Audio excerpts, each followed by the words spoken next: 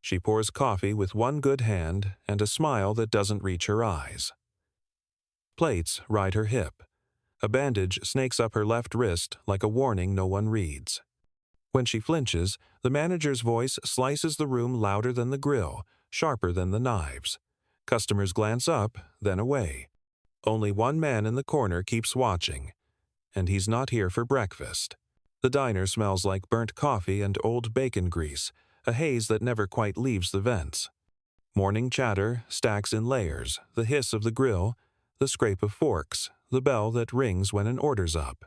In the center of it all moves Denise Carter, hair tied back, apron already stained, working with the momentum of 3 people and the pay of 1. Her right hand steadies mugs. The bandaged left hangs close to her side. Anyone really looking would notice the stiff way she turns, the quick breath she catches whenever the fabric grazes bone. Denise notices who notices. She keeps smiling anyway. Some armor looks like kindness. Ross, the manager, lounges at the register as if the chrome were a throne. "Pick it up, Denise. People waiting," he calls, loud enough to turn heads.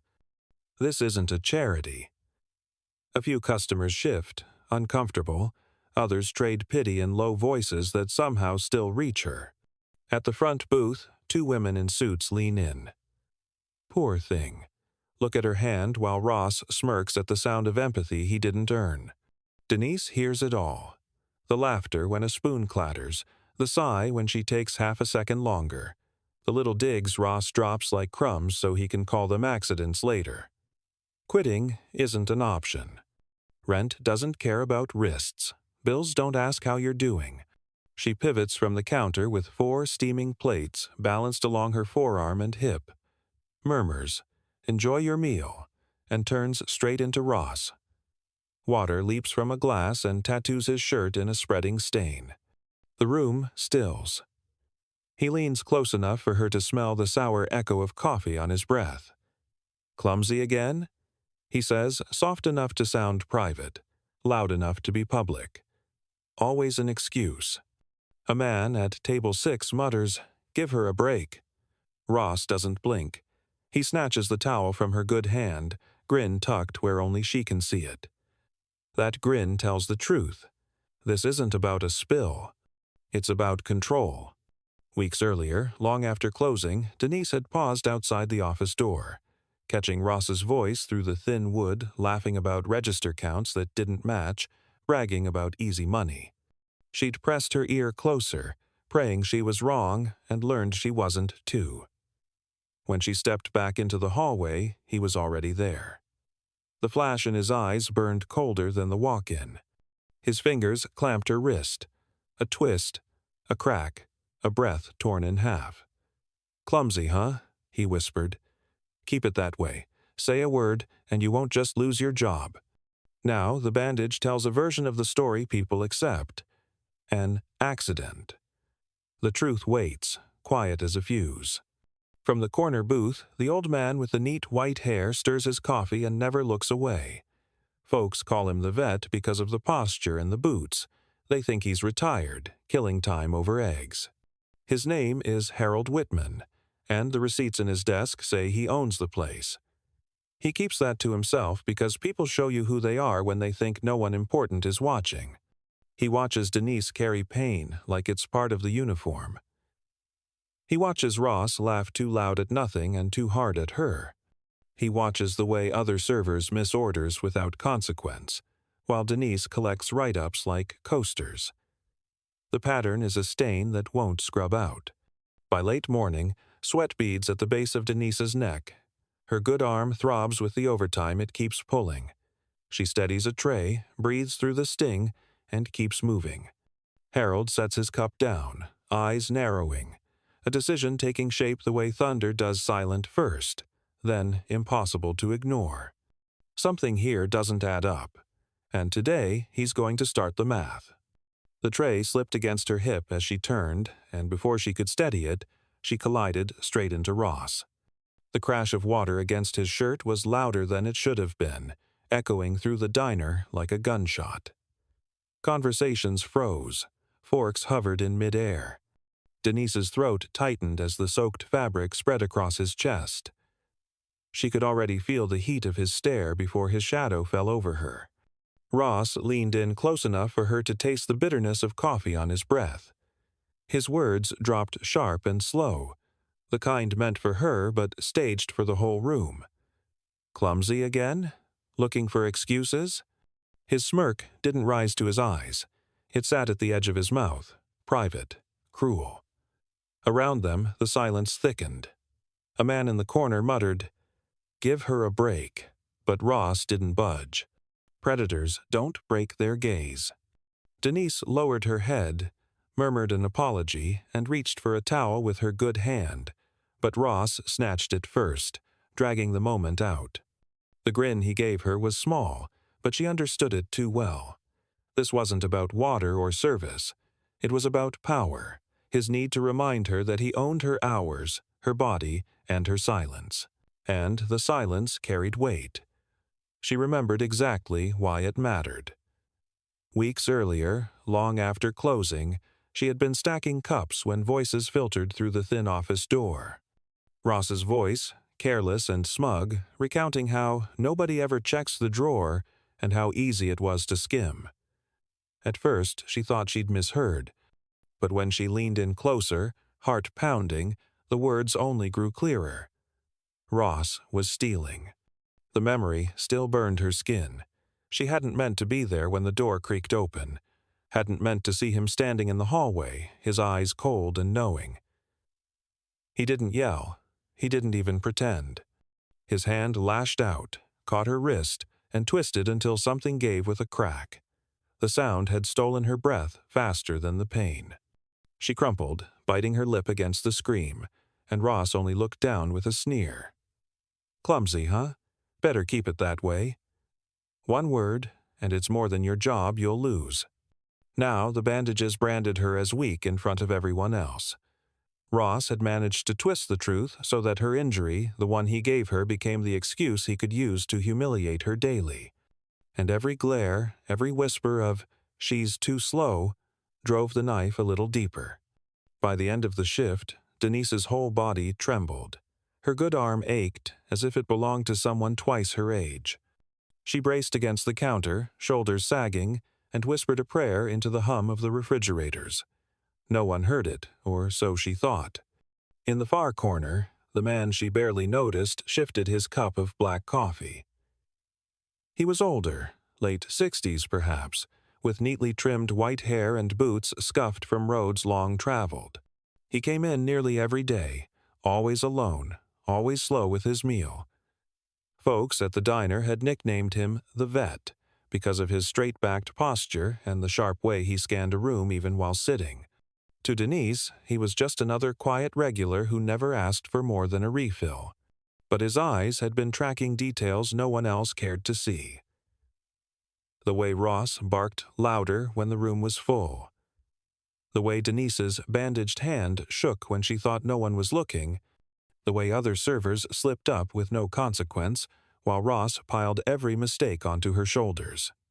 As Denise whispered her exhausted prayer, those sharp eyes stayed on her, steady as steel. He hadn't come for the coffee. He'd come for the truth hiding in plain sight. And tomorrow, the truth would start to shift. Most customers saw him as just another retiree, a quiet old man passing the hours over eggs and black coffee. But Harold Whitman was far from ordinary. He was the diner's true owner, a man who had built his life on watching carefully from the background. For years he had slipped into the booths unnoticed, choosing to study his business not through reports or staged visits, but through the raw truth of what people did when they thought no one important was watching. This morning, though, something was different. Harold's spoon stirred his coffee slowly, eyes steady on Denise Carter. He had been observing her for weeks, her relentless pace, her patience under pressure, the way she seemed to carry not just trays of food but the weight of the entire place on her shoulders. Ross barked at others now and then, but with Denise his cruelty never ended. Today, with her hand bound in thick white bandages, Harold could see her smile flicker into something almost painful. Every tray she lifted with one arm seemed like it could fall at any moment. And yet she pushed on. From the next booth, two young men leaned across their table, whispering loud enough for Harold to hear. "That manager's got it out for her," one muttered. The other nodded quickly. "Yeah, I've seen plenty of slackers here, but he never says a word to them. Just her." Harold's jaw tightened. He had overseen enough businesses in his life to recognize unfairness when it stared him in the face. This wasn't discipline. This was targeted cruelty. Ross strutted past just then, phone in hand, chuckling at something on the screen. Denise tried to ask for help carrying a towering stack of dishes, her voice quiet but hopeful. Ross didn't even look up. "Use both hands," he muttered, then stopped, turned back with a smirk and added, "Oh wait, you can't." His laugh scratched across the diner like broken glass. Customers stiffened at the sound. Harold didn't flinch, but inside his blood boiled. When the rush died down, Harold caught something no one else noticed. Denise leaned to wipe down a counter, her bandaged wrist bending just enough to make her eyes wince before she forced the expression away. It wasn't just pain. It was fear of attracting Ross's gaze. She avoided the man like a soldier avoiding an unexploded mine. Something wasn't right. Harold set his cup down, rose quietly, and called for the manager. Ross arrived with that familiar swagger, already bracing for some trivial complaint.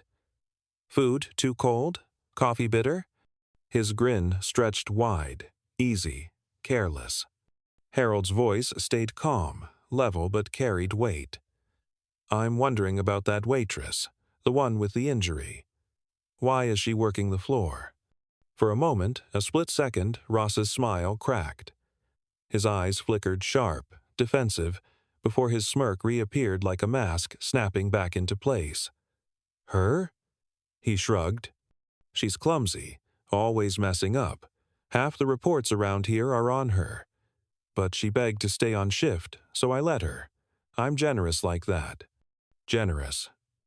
The word tasted sour to Harold. He had spent a lifetime reading people, and Ross's performance was too slick, too fast. Denise hadn't begged. That much he knew without needing proof. And if Ross was lying about this, what else was he covering up? Harold returned to his booth with his coffee, but his mind was no longer on the meal. His eyes tracked Ross across the room, filing away every word, every glance, every cruelty. Something dark was happening in his diner, and he wasn't going to stay silent any longer. Harold nodded slowly, though every word Ross had spoken still tasted like poison in his mind. Generous? Number Harold had watched long enough to know better. Ross's smirk wasn't generosity, it was cruelty wrapped in arrogance. The whispers from customers, the pitying glances, and Denise's quiet endurance told him everything he needed to know. That night, the diner emptied one table at a time, until only a few lingering souls remained. Harold sat alone in his corner booth, coffee untouched, the steam long since faded. Across the room, Denise continued working as though the weight of exhaustion were invisible to anyone but her. She wiped tables with her good hand, balancing trays with the grace of someone who refused to surrender her pride. There was still a faint smile on her lips for every stranger she served, though her eyes betrayed a heaviness that no smile could hide. Harold studied her closely, his veteran's instincts sharpening. If Ross truly believed Denise was the problem, Harold was going to find out the truth for himself. And if his suspicions were right, someone in this diner had chosen the wrong woman to target and the wrong man to underestimate. The next morning, Harold returned. Same corner booth, same black coffee. To anyone else, he looked like nothing more than an old veteran with too much time on his hands. But behind his stillness was focus. His eyes never left Ross. The manager strutted across the diner floor like he owned it, laughing louder than anyone else, cracking jokes to the tables he favored. Customers, eager to stay in his good graces, laughed along, even when his humor wasn't funny. But the moment Denise walked by, Ross's expression shifted like a storm cloud passing over the Sunday. His face hardened, his voice sharpened, and every movement she made became a trigger. If she poured coffee too slowly, Ross snapped his fingers in mock impatience. If she wiped the counter more than once, he smirked, muttering about wasted time. When Denise dropped a single fork, he made a show of it, shaking his head dramatically and turning to a nearby table with a weary sigh. "See what I deal with? Always careless." The customers chuckled nervously, caught between politeness and discomfort. Denise bent down to retrieve the fork, her cheeks flushed red, her good hand trembling as she forced herself not to cry. By now, Harold no longer wondered. He knew. Ross wasn't disciplining her, he was building a case against her. Piece by piece, he was painting a picture of incompetence, and Harold had no doubt why. It wasn't about her mistakes, it was about control, and maybe something darker beneath it. That afternoon, Harold rose quietly and wandered toward the back. When a server pointed out the restroom, Harold gave a polite nod but kept walking, his steps measured until he reached the office door.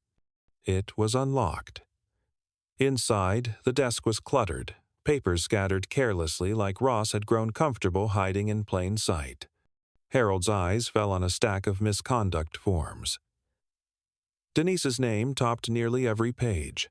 Spilled drinks, forgotten orders, bad attitude, petty infractions, but written with a venom that was impossible to miss. Harold's hands tightened on the papers. He had sat in this diner for months, long enough to know the truth. Denise never acted out of line, never spoke out of turn, never carried herself with anything less than dignity. These reports were lies. Flipping further through the pile, Harold froze. Tucked beneath the complaints were register tallies, numbers that didn't add up. Small discrepancies week after week, just enough to slip past anyone not paying attention. But Harold had run businesses long enough to recognize theft when he saw it. Ross wasn't just cruel, he was dirty. And now Harold had proof. As the hum of the diner faded into silence that night, Harold's mind sharpened with resolve. This wasn't only about protecting Denise anymore. It was about cleaning out rot in his own house. Ross had written his own downfall, and Harold was going to make sure the ending hit harder than he ever expected. Harold stayed later than usual that night, his coffee cold and untouched as the diner slowly emptied. He sat still in the shadows, listening.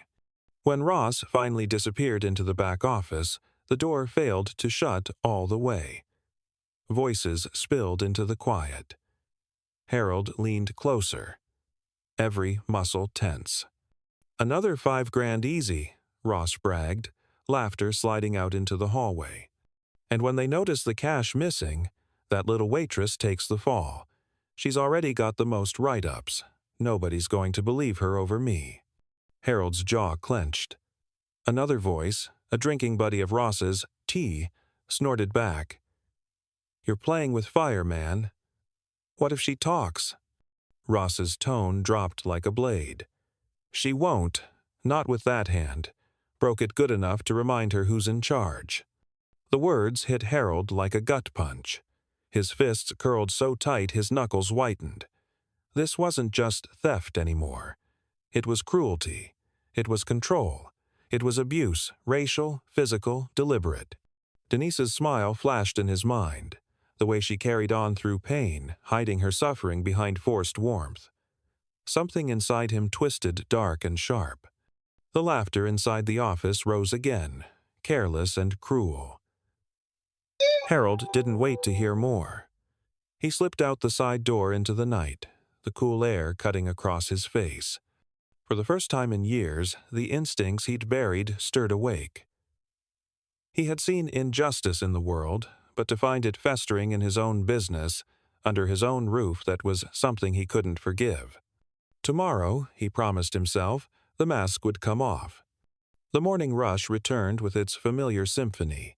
Coffee pots hissing, forks clinking, conversations tumbling over one another. Denise moved from table to table, her wrapped hand stiff at her side, apron already marked with stains. To most, she looked like just another weary worker pushing herself through the day. But to Harold, she looked like someone carrying a far greater weight, one that no tray or plate could compare to. He entered quietly, the same boots on his feet, the same worn denim jacket on his shoulders. But his posture was different now, squared with purpose. Today, he wasn't here as a customer. Today, he was here as the owner. Ross lingered by the counter, laughing too loudly at his own jokes, leaning toward two waitresses who rolled their eyes the moment his back turned. But the instant he noticed Harold, his grin faltered. "You again? Back for the eggs?" He sneered, though his voice carried an edge of unease. Harold didn't answer. Instead, he walked slowly to the center of the diner. The scrape of his boots against the tiled floor drew attention. He stopped, lifted his spoon, and tapped it gently against his coffee cup. The soft, metallic ring cut through the noise. Conversations faltered. Forks paused mid-air. Even the hiss of the grill seemed quieter. Denise froze in place, her eyes darting toward him in confusion. "Morning, everyone," Harold said, his voice calm but weighted with something different. "I think it's time you all knew who I really am." A nervous chuckle escaped Ross. "What, you writing a book or something?" Harold's gaze locked onto him, steady and unblinking. "Number, I own this diner." The room went utterly still. A fork clattered against a plate. The chatter of a dozen voices evaporated into silence. Every eye turned to Harold. And across the room, Denise stood frozen, her breath caught as the ground beneath her world shifted. Gasps rippled through the diner as Harold's words settled in the air. For years, the quiet man in the corner booth had been little more than part of the furniture someone people passed without notice, assuming he was just another old veteran passing time. No one had suspected that he was the one signing their paychecks, the true owner of the place. Denise's eyes widened, her lips parting as the truth hit her. Her world tilted in that moment, the weight she'd carried alone shifting under the revelation. Across the room, Ross let out a laugh that didn't match his face, pale and drained of its usual arrogance. You're joking," he stammered, though his voice cracked under the strain. Harold reached into his jacket and pulled out a folder, laying it flat on the counter where everyone could see. Papers spilled across the surface, misconduct reports, financial records, register logs, all bearing Ross's fingerprints of deceit. Harold's voice was calm, but the steel in it cut through the room. "I've watched long enough. I know what you've been doing, Ross. Every false report against Denise, every dollar you skimmed, and I know exactly what you did to her hand." Whispers surged through the booths. Customers leaned closer, heads turning as if the entire room had been waiting for this moment. The women in business suits gasped, one whispering, "I knew it. I knew he was dirty." Ross's bravado collapsed further. This is ridiculous. You can't prove." His words strangled themselves in midair as the bell above the door jingled. Two uniformed officers stepped in, their presence commanding instant silence. Harold had made the call that morning, and now justice had arrived right on time. Ross backed away, sputtering excuses, but his protests dissolved into stammered fragments as the cuffs closed around his wrists. The metallic click echoed louder than his shouts. Murmurs swept across the diner, disbelief mixing with relief. For once, Ross's voice, the cruel weapon that had humiliated Denise day after day, was drowned beneath the sound of chains. Denise stood rooted in place, her good hand pressed against her chest, her bandaged arm trembling at her side. For the first time in months, Ross wasn't looming over her, wasn't twisting reality to make her the villain. The heavy shadow that had stalked her every step had finally been lifted. Harold turned toward her, his voice soft now, carrying none of the steel he had used against Ross. "You've carried this place on your back," he said. "While others lied about you, you kept it alive. From today forward, you're not just a waitress, you're the new floor supervisor." The words hit her harder than any insult ever had, only this time, the impact was joy. Denise's lips trembled. Tears pooled in her eyes as she lifted her injured hand to her mouth, muffling the sob that escaped. Around the diner, applause began tentative at first, then swelling until it filled the room. Some clapped quietly, reverently, while others cheered loud enough to echo against the diner's greasy walls. For the first time in years, Denise straightened her shoulders, not as someone to be pitied, but as someone finally recognized for her strength. Outside, Ross's angry shouts faded into the distance as the police car carried him away. Inside, the diner smelled of burnt coffee and frying bacon as always, but the air felt transformed lighter, cleaner, free of the rot that had poisoned it. Harold returned to his booth, coffee in hand. But this time, he wasn't just watching. He was smiling, because justice had finally been served. And in that smile was a truth bigger than any single diner or shift. Never underestimate the quiet strength of those who keep showing up, even when the world tries to break them. Denise's story was living proof that truth always rises, and justice, no matter how long it takes, always finds the guilty.